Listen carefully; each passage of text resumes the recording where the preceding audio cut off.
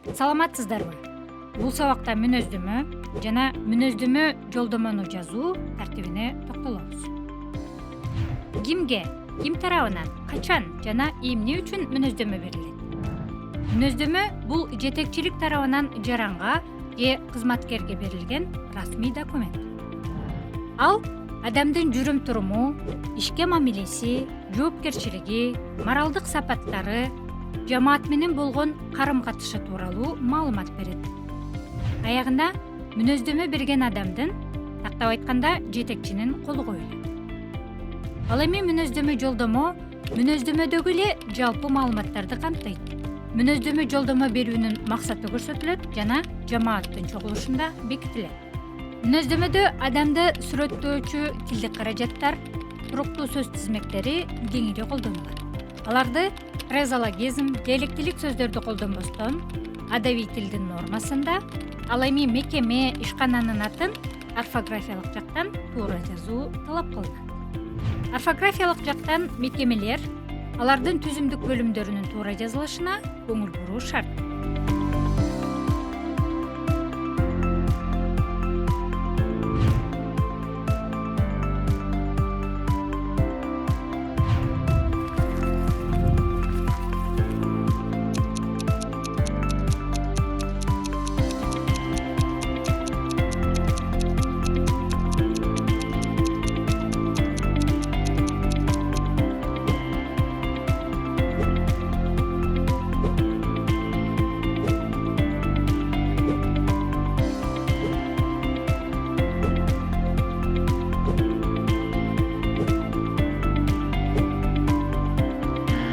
Өзүңүздөр байкагандай, мүнөздөмө жазууда адистин кемчиликтерин баса көрсөтүү бул иш кагазын тариздөө ченемдерине жатпайт.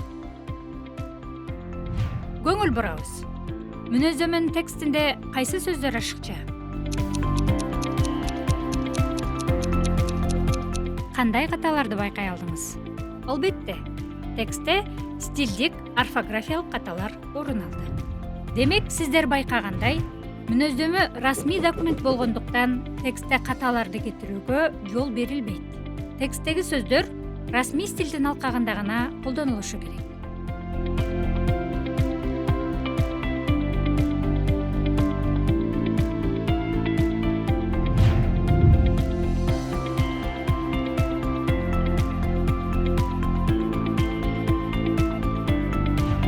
Тестке көңүл буруңуздар.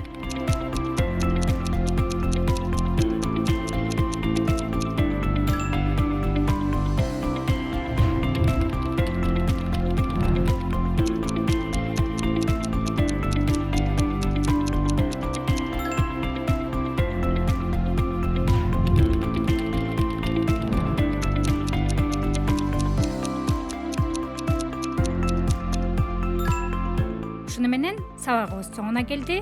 Саламатта туруңуздар.